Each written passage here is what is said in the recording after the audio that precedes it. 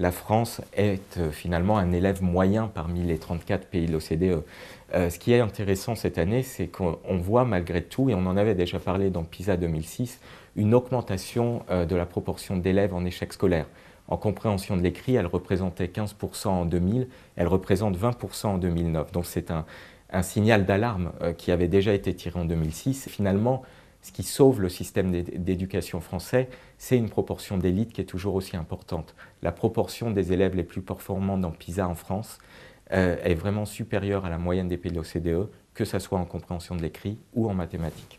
Le redoublement est plus fort en France que dans la plupart des pays de l'OCDE. Vous avez 38% d'élèves de 15 ans qui auront redoublé au moins une fois en France, contre autour de 10% pour la moyenne des pays de l'OCDE.